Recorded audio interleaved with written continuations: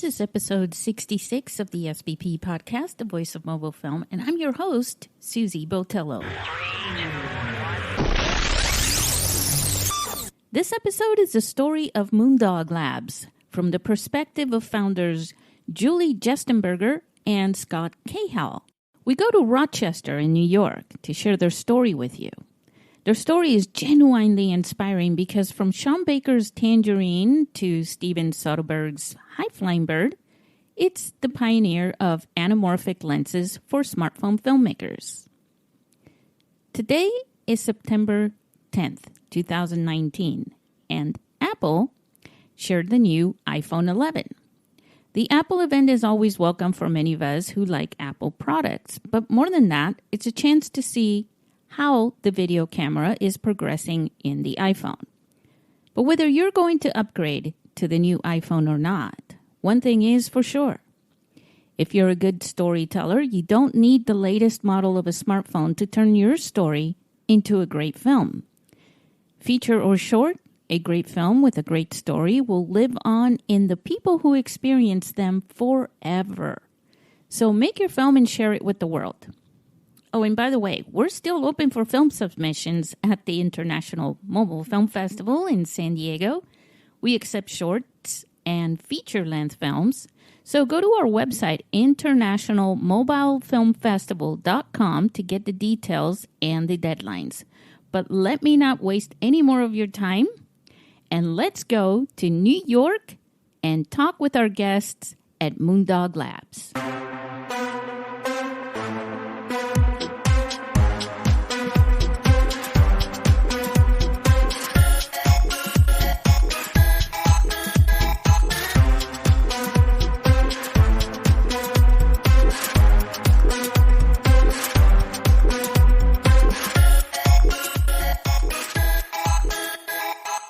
Everybody, welcome to the SBP Podcast. I have two wonderful people with me. They're actually in New York, and I'd like to introduce them both to you. Now, if you use or if you dream about making movies with your phone, you may have heard of them. They are Moondog Labs. Moondog Labs is in Rochester in New York.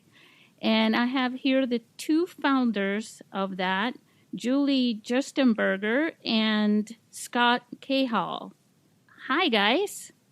Hi, great to be with you. Glad that you're on the show. I know that this is a real treat for our listeners. Usually you have the people who are making the films and people who are in front of the camera. But it's really nice to get your perspective in this and to share a little bit about your lenses because you guys are pioneers, aren't you? That's right. We were very early, the first ones out into the mobile filmmaking space that were really focused on filmmaking, more so than photography.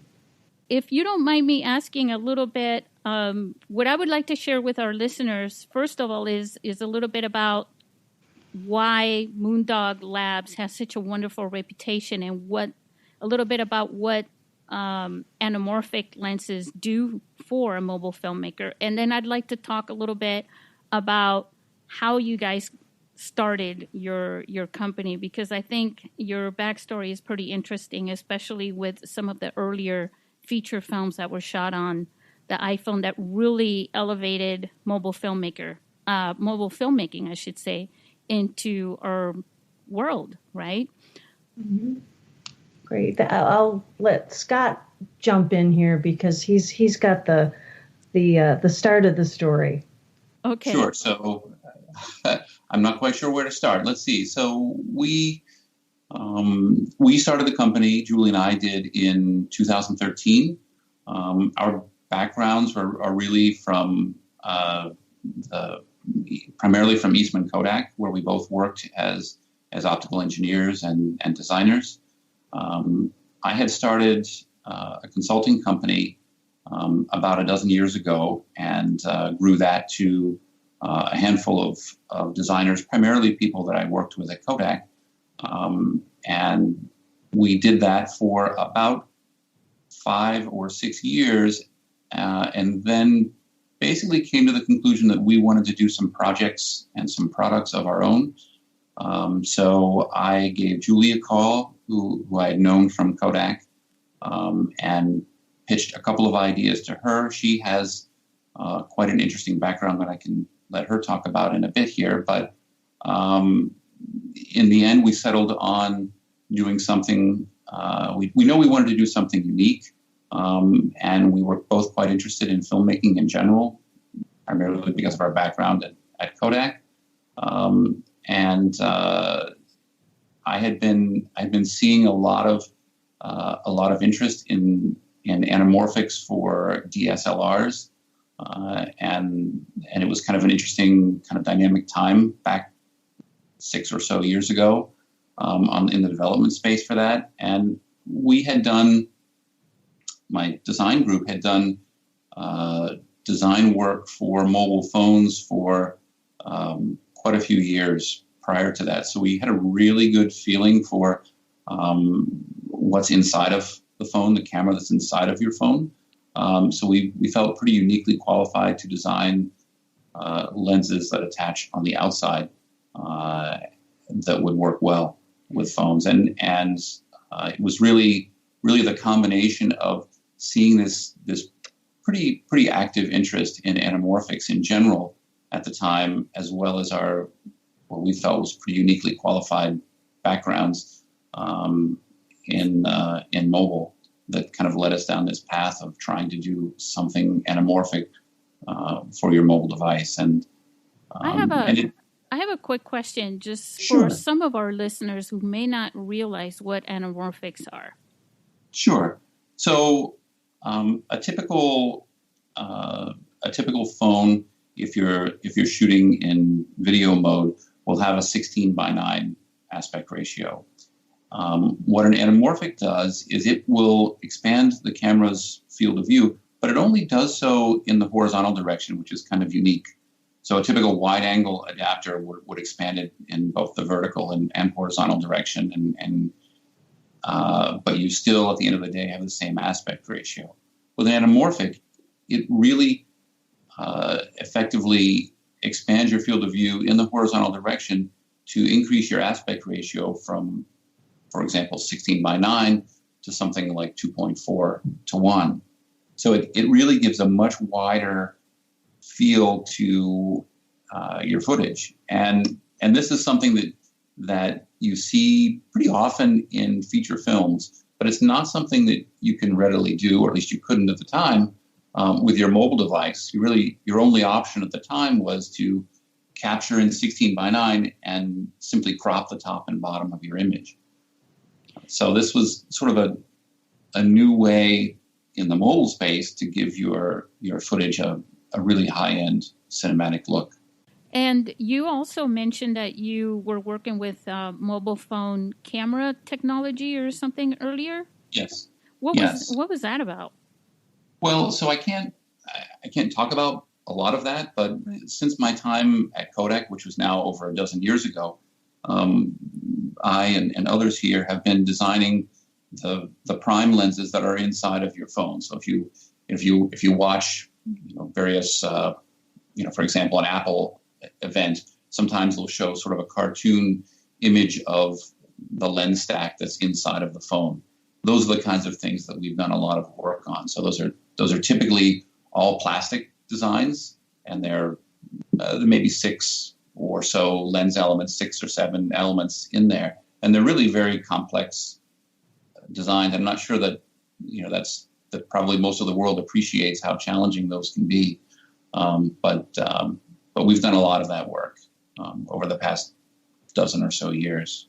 Wow, that's interesting. And Julie, how did you decide? I guess I kind of wonder also what brought you guys together. I'm imagining that at Kodak there were probably quite a big number of people working there. But what specifically made you guys make that connection and go off in your own venture, basically? Sure. So I think that Scott and I did work together in the same division, in the optical products division at Kodak, which was a central product development organization working on cameras and motion picture cinema and blood analyzers, a wide range of products. And I had moved from that area into the corporate venture group at Kodak, and then was running a corporate engineering division that did a lot of early stage product development. And I think, Scott mentioned reaching out to me after he had started his design firm. I think, we always felt like we had very complementary skill sets. We both came from a technical background, but I had moved more into the venture and early stage technology development and commercialization business side of things. And Scott is a born entrepreneur. He's got more ideas in any given day for new products and new businesses. And I think, I complement that strength that he has with business insight and, how you can turn those ideas into a business and manage the operations there. So that's really where we came in and came together to start Moondog Labs. That's so great. And that was back in 2014 or 15? In 2013. 13. Wow. Mm-hmm. Yeah, because things, when they get started, they usually take a year at least, right, to get it moving forward while you're planning. Right. And we had done a number of sort of conceptual development exercises. And it was really 2013 where we created the company, as Scott said earlier, really honed in on this idea of a mobile anamorphic and prepared and launched that on Kickstarter. So that was really the start of it, with a fair amount of work going in ahead of that time. You guys have some movies. I know that when most of our listeners or anybody on the street anymore, I know when I first started this, I would tell people about making movies on their phones, and they would stop and say, "Oh, that's an interesting idea." Nowadays, when I bring it up to people, they don't say that anymore. They've heard about it, and the first movie that comes up, guess what it is? I would assume it's Tangerine. Yes. Yes. Yep. Tangerine was really the film that really gave credibility to mobile filmmaking, because prior to that, it was, as you said, it was a novelty. People did it, and films tended to get a lot of attention because they were mobile films. And Tangerine got a lot of attention because it was just a good film. And oh, by the way, it was shot on an iPhone. Yeah, did you guys hear from, that was shot with a 5S, am I right? That's right. Oh, that's good, because that's what I've been telling people. When Sean Baker made that film, did he get in touch with you guys, or did you guys already have the lens and offer it to him? Or, well, you wouldn't have known about him at the time, but how did that work out? Yeah, I don't know. It's an interesting story. I'll start it, Julie. Maybe you can finish it. Yeah. It's quite funny because we had just launched our Kickstarter, and we had probably, I think it was maybe 3 prototypes of our lens. It was very few at the time, and Sean reached out to us and basically pitched his film to us. I mean, he said, I'm shooting this film. We're starting in a few weeks. It's in LA, and he dropped some names that we somehow didn't know at the time because we weren't really in that space so much. The Duplass brothers, for example, who we should have known, and said, I'm going to be shooting this on a phone, but I really would like to have a very unique look for the film, and your anamorphics sound perfect. Is there any way you can send some to us? And, we sort of, looked down at what we had had on the bench, and it was 3 lenses. So, we sent him, I think, 2 of those lenses at the time, because it sounded like an interesting project, even though we didn't know a whole lot about it. And then that was it for a long time, right, Julie? Right. So our Kickstarter started in November of 2013. Sean reached out to us very quickly during our Kickstarter. We sent him 2 of our lenses, and then he shot Tangerine over during the holiday period. If you've seen it, it takes place, at Christmas time, and in 2018. Excuse me. And then really didn't hear from him till about August of the following year. I would periodically kind of reach out and, hey, Sean, how's it going? And didn't really hear much back.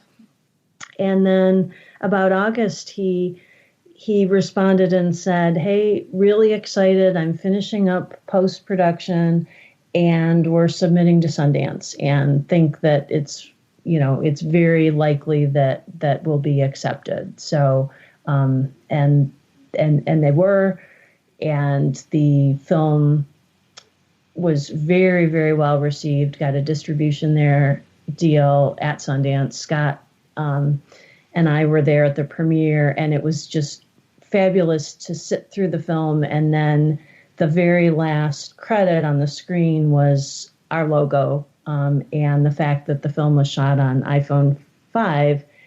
And there was an audible gasp in the theater when people realized that the film that they just had seen was shot on iPhone, because the production value was very good. Wow. And you had already finished your Kickstarter and everything by that time?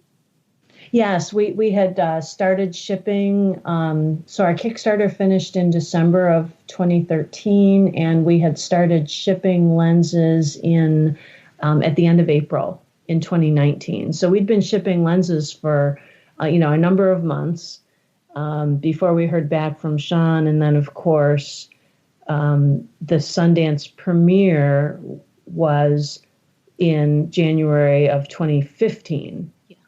Yeah. So we'd been shipping lenses for months before Sundance and that premiere, where the whole mobile anamorphic just got really a lot more attention. Well, yeah, that was great publicity for you guys, just as you were starting, right? Absolutely. Yeah, it's terrific. Yeah. Yeah. And Sean, Sean's been really great. I mean, he does a tremendous job of obviously promoting his films, but also he's very gracious at mentioning Moondog Labs at every turn, it seems. So we're really appreciative of that. Yeah.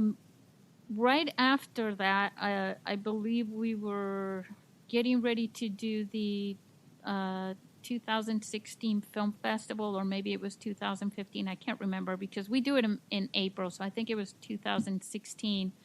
And we had a call from Movie Maker magazine. Mm-hmm. And they did a cover story on smartphone filmmaking.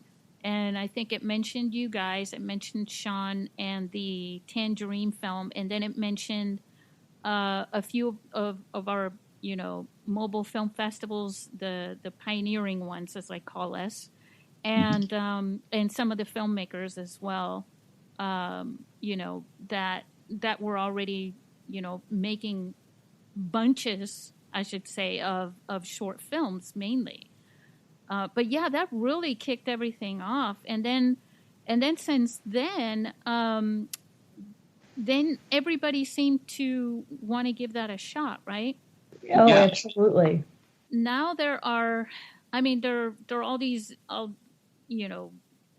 getting an anamorphic lenses, right? There's more than one now, but yours has the, I would say, prestige of having you guys who have this background with Kodak. And I mean, Kodak is, they're the first with film, right, Scott?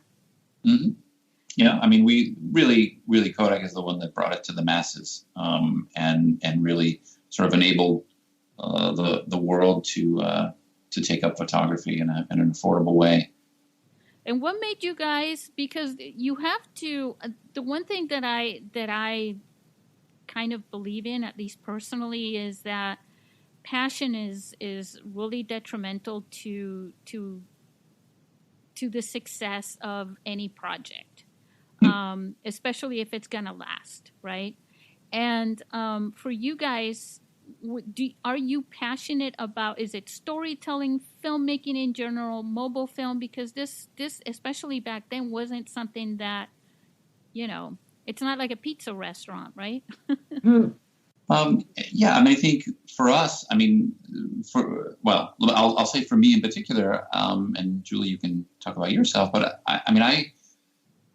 one of the things that I really enjoy and have enjoyed for a long, long time is the creative process of optical design. And I think that for me, I feel on some level a connection to filmmakers out there who also have their own creative process to sort of create something new. And I think anything that I can do and that we can do to sort of use our, obviously some of our creativity, but our technical skills, whatever we can to enable these other creatives is a really incredibly gratifying thing for us.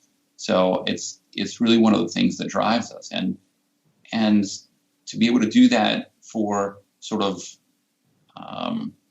in a way that's more approachable and more affordable, I think for a larger community out there, is sort of icing on the cake. It feels really good, and so it's really in our DNA as a company. I would echo that too. I think that what I find really exciting, more specifically, it's exactly in the same vein that Scott was just describing, but is the challenge of really taking what we know, which is imaging and optics specifically, and translating what filmmakers and photographers want from the creative side of what they're doing and the stories that they want to tell, which is just a different way of saying what Scott said. But, to talk to filmmakers and, they talk about the look that they're after. And, we'll use words like, creamy. And, so as technical people then to say, well, what do we need to do with a lens that will give them that look that they're after? That's, the most fun challenge that we could possibly have. Yeah, because you're turning a vision, literally a visual vision, right, into a reality for us.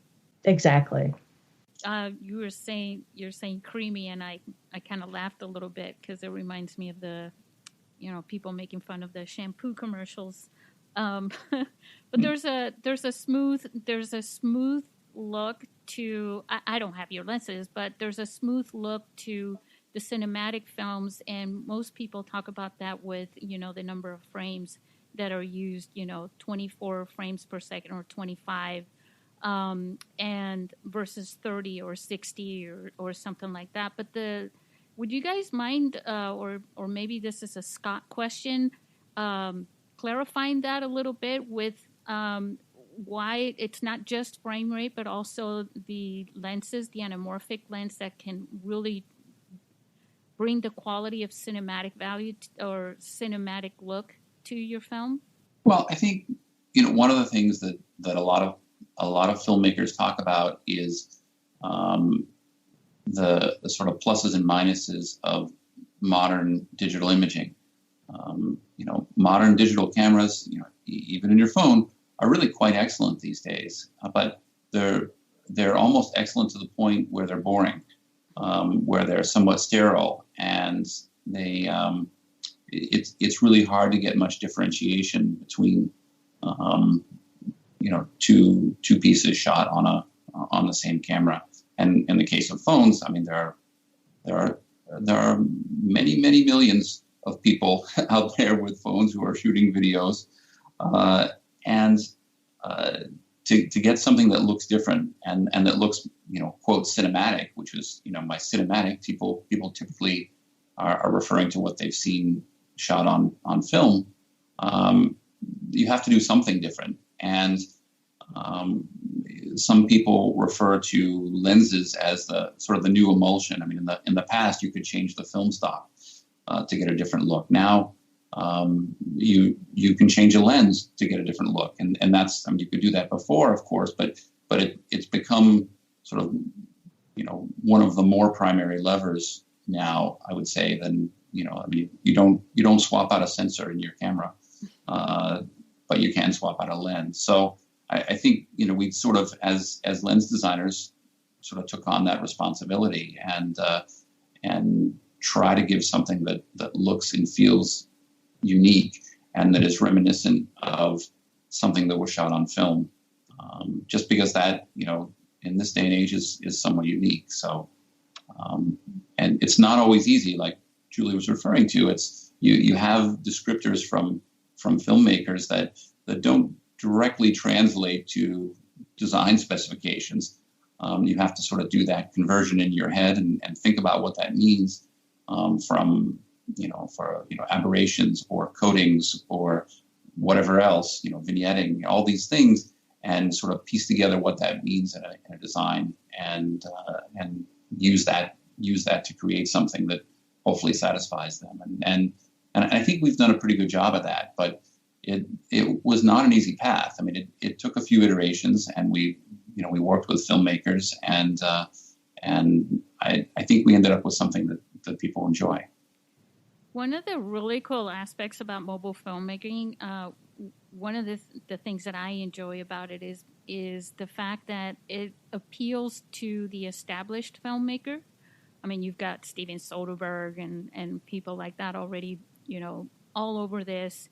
But it appeals to them as a challenge mainly. And it also appeals to people who have never picked up even a real camera before.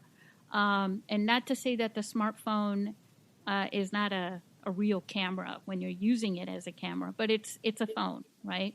Mm-hmm. And so when you were just, when you were just talking about how people are saying creamy and for the look and things like that, so you're getting a variety of different descriptions and questions where you've got filmmakers who are established, who know the terminology, and they're able to describe and communicate something using the terms. And then you have people who know nothing about filmmaking, and then trying to describe, and communicate that with you guys. What's really cool is that with your lenses, and a lot of these products, I mean, if there's a filmmaker in our film festival 2 years in a row, probably going on 3 now. She's 84 years old now.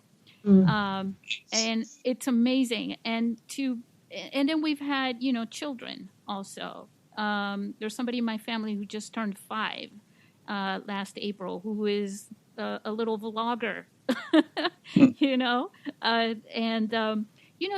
to say to people from both extremes, hey, you can pick up your phone and just turn it sideways. I always like to do that.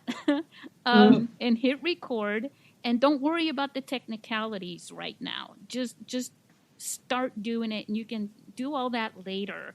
To say to them, also pick up these lenses from Moondog Labs, and it'll give your phone, your film, I should say, that extra look without really complicating it, because they don't need to know everything that Scott just said, right? Oh, absolutely. And I think, one of the things we almost all, and many folks in their 80s, which is fabulous, have this smartphone in our pocket, which has an extremely capable camera. And when we can offer something that used to be a very, very high-end cinematography tool for a very affordable price point, people can take it and they can experiment. And you alluded to it. The most critical thing is to start shooting and to really learn what works and, start to refine your look and start to, think about the story that you're telling. And so being able to give people that tool, they don't necessarily have to know the whole history of anamorphic shooting, but they can start to shoot with it and say, this is how, these landscape shots look, this is how some indoor shots look with, a lot of action, and really start to play with it and develop their own language. Yeah, I would say it also does free up the traditional filmmaker from having to pay too much attention to the details, right? All the settings and too much of that, and concentrate a little more on the story part, right? Right, absolutely. Mm-hmm. Well, I think, like you said, there are two, sort of two general classes of people who are shooting on phones. There's a group that, they're just starting out, or it's all they can afford. And then there's this group of, really, very high-end Hollywood professionals who are also doing this. And, why are they doing it? Well, I think they enjoy it. They like the challenge of it. But I think, in some cases it brings them, sort of back to simpler times when they didn't have to have a whole crew to shoot something. Yeah, I've had one of the sponsors for our film festival here in San Diego is also a filmmaker, and he started out when he was, I think he said he was 11 or 8 or something like that I think he was 12, and where I'm picturing the 8 is from the 8mm camera, which is how he started out. And wanted to mention, Blue Moon, right? Steph Harris, who was in that same game. Yeah. He surely did an amazing thing with Blue Moon. How did that? Because I just have to, I idolize these guys. I love the fact that they made that film, but I also love the fact that they're so willing to connect with the mobile filmmaking community. Because I know that they will jump into the conversation. They're willing to actually, just interact with everybody more than any of the other filmmakers. And they don't call themselves Hollywood actors or filmmakers, but they're just right there on that edge, right? Yeah, certainly. I mean, I think they're total professionals, right? And they're top-notch actors, and they've been in some large budget features, but this was, I think, I mean, obviously you've spoken with them, but I mean, I think this for them was kind of it was an interesting story for one, that Steph wrote, and I think it was one of those things that I think lended itself well to a pretty short shoot, and what they did in pretty short order putting this together is quite incredible, and yeah, it happened to be shot on a phone. Yeah, and one of the things that I know for Ryan, I think it was the first time he shot a feature film, period. So for him to be willing to run, go from making shorts to feature films using that, I think part of the confidence that they had was also because they did some test shoots, and they used your lenses for that, and they saw that, oh my God, look at what this can do. Do you have anything to add to, because I wanted to talk about your products, but do you have anything to add about the actual the filmmaking aspect of this for you guys?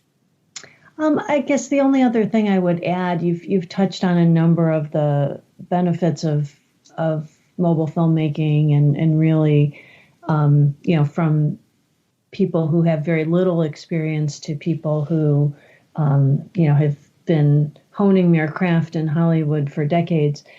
But I think the other thing that people really talk about, and Blue Moon is a good example of this, is mobile can also just make a film much more accessible, right? You can shoot with a mobile phone in a way and with a cast that's much less intimidating.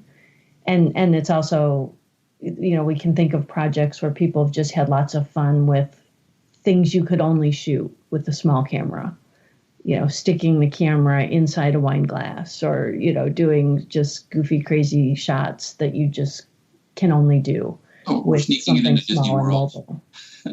What's that? Or sneaking it into Disney World. Right. Or on a bus and, right. Everybody doesn't realize you're shooting, a major film because you're just another person running around with your phone in front of your face. I think that's something that's really appealing to, because I don't want to forget. So there's the Hollywood filmmakers, there's the complete novice who has no experience in this, and then there's the middle ground people, which are the independent filmmakers, right? Right. And a lot of them, they're sort of in the middle. So they've got these wonderful films, but a lot of them get involved with guerrilla filmmaking. And for them, this really opens up that platform for them, where I think right. For them, they're probably thinking about it and doing it more, which is, I think there are more independent filmmakers, traditional independent filmmakers making mobile films than Hollywood filmmakers. But I see these three lines, like a tripod, right? Sort of coming together in the future. What do you guys think about the future of mobile filmmaking? I think it will continue to grow. I think that people are very comfortable with the fact that mobile films can be very professional films and can get distribution, and it's not gimmicky. I think that it's increasingly seen as another tool. So, you've got the action cameras, you've got, a wide range of cinema cameras from digital SLRs all the way up to, the thousands of dollars. And people are comfortable mixing those on a shoot. So it's just become part of the spectrum of what people have access to. Do you guys see, the biggest thing, because you guys are, if I'm going to take advantage of this discussion, I might as well do it now. Basically, you guys know about the optics of all this stuff, but what would you say would be the future of, the depth of field with the small lenses? I believe in magic in that sense, right? Like if enough people for a long enough time, after so many successes, right? So many points down the line that they're reaching, there's going to become a point where you can have a small lens reach that depth of field. I believe that. What do you guys think about this belief? Well, so I disagree in the physics sense. Yeah. But there are a lot of tricks out there that people are doing with computational imaging, where you can have, typically it's done with multiple cameras, and you can effectively mimic that look. So it may be 2 or 3 or more cameras that all have tiny sensors, but those cameras are spaced apart on your phone. And you can effectively create a large synthetic aperture to mimic a larger format sensor and a larger format lens. You see Apple doing this, and you see many other companies doing this. You see, there's a company called Light, you may have heard of, that is doing this. So the technology is there. It's really fairly computationally intensive now. So you see it primarily in photography more than filmmaking, but I think that's the direction it's going and will go, and then sort of the line gets blurred even further, so to speak, between these sort of ultra compact devices that have an array of cameras in them, and then one that's physically much larger. So I think that's kind of an interesting thing that's going on right now. It's a very dynamic time for computational imaging. So it'll be interesting to see what Apple does here shortly with their newest phones coming out, and of course the rest of the industry. They're not the only ones doing this. You have anything to say about that, Julie? Just that I absolutely agree. I think that the physics, as Scott described, of the cameras are going to have some limitations, and we've already seen mobile phones going to these multi-camera systems and doing things computationally, and that's really, from a physics perspective, the only way to get some of these effects in the sort of form factor that is acceptable in a mobile phone. Wow, that's awesome to hear, though, because in the end, what matters the most is that look, regardless of how you achieve it, right? Right. Sure. That's amazing. So what is the future? Before we talk about your products, because I really want to talk about them, but really quick, what is the future of Moondog Labs? I know you guys are, you also have products for different cameras, not just smartphones. Smartphones was the first one, right? Yes, absolutely, for us. I mean, I don't know, Julie, do you want to take this? Or Sure. So you've probably seen some of our recent products launched to attach our anamorphic lenses to action cameras, specifically the Sony RX0. Based on feedback from our customers, we're always listening. And, we heard, as we were both just talking about a few minutes ago, that people really want options across a range of camera platforms. So that's definitely a direction where we're headed, to support a wider range of cameras beyond just mobile phones. That's really good. I myself personally, I become loyal to a particular company. Once I like a company, I just want them to make everything for me, so I don't have to go to another company. So that's good. I think that you guys are doing that because of the other thing of what you just said, which is that people are using multiple devices for one particular story or film, right? Mm-hmm. Exactly. I want to talk about I want you actually to talk about your products. So you have the anamorphic lenses for the iPhones, but they're also do they work also for Android phones or just for iPhones? Do you want to talk about this? Sure. Yeah. So we have really what it comes down to is the mounting system. So from an optical perspective, they certainly work on iPhones and Androids. We have some that are dedicated to particular models of iPhones. Those are sort of the where we started, and those are the kind of easiest and simplest to use.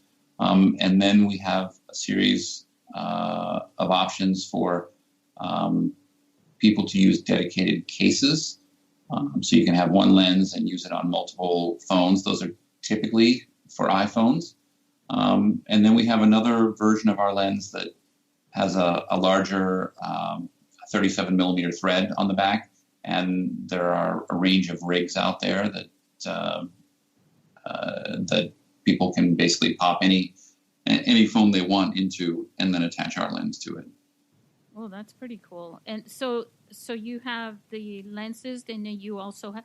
So when someone buys, let's say, I have two. I have the XR, which is my phone, but then I have the 6S, which I use when I really want to get down with with making videos.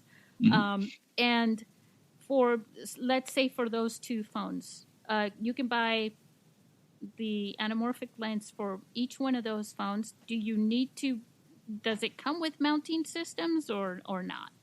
So for the 6S, we have a lens that is dedicated to that phone, and it essentially clamps over the edge of the phone. So that's sort of a all-in-one contained system that clamps on securely, and you can just go out and start filming. For the 10S or 10R you said. Yeah. For the 10R, it's we don't have one that clamps on because ever since Apple filled the entire back side of the phone or front side of the phone with a screen, we didn't want to cover any of the screen, so we have a case that goes onto the phone, and you would basically attach the lens to the case. So those are two options for those particular devices. You could also take either of those and put it in a rig with a 37 millimeter adapter, screw our lens on, and use it with either one of those, the same lens. But then you go filming and you really get a lot of good attention with that, right?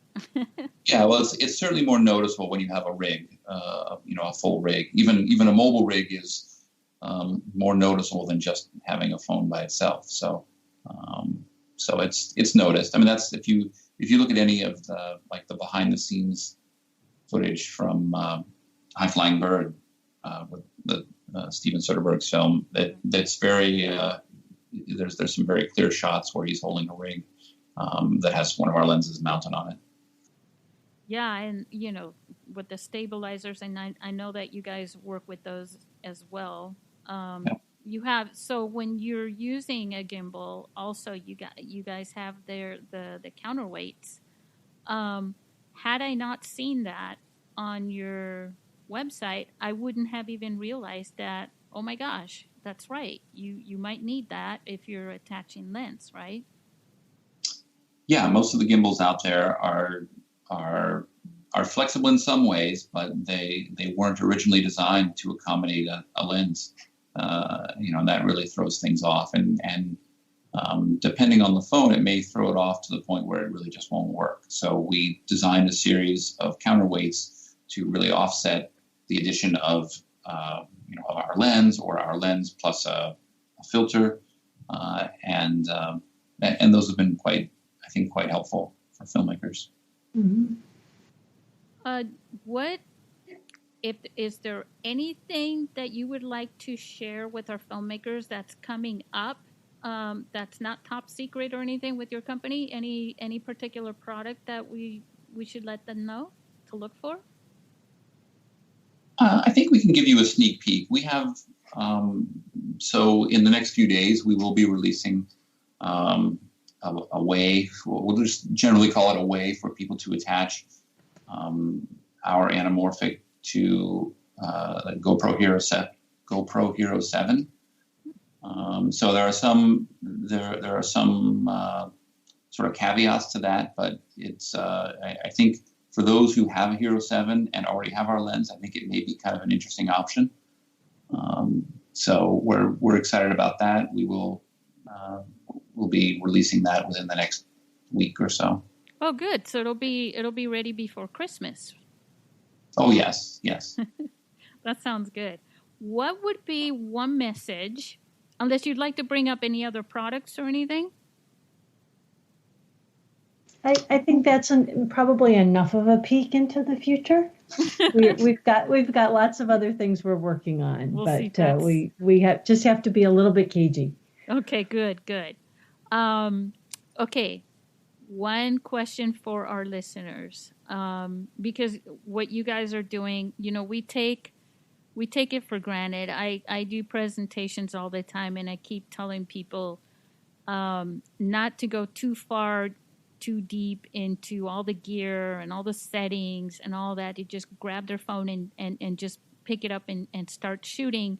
But I always say, and people forget, you do concentrate on the story. The first thing you really need is a story, because that's your motivation to start shooting. Mm-hmm. But it's almost like I feel guilty now, because it's almost like, it's great to have a story, but if you're going to make a film, you need the camera. And if you have a camera, you do want your story to be as epic as the story itself. You want that film to look great, Mm-hmm. So what you guys have done is, without a camera, really, going back to your days in Kodak and everything, without a camera, we wouldn't be able to share stories through film, which is the best way to share a story. And I say share because there's a combination of creating that story right into a film, and then now with the internet to be able to share it with the most people all over the world. But what would be one message that you could give?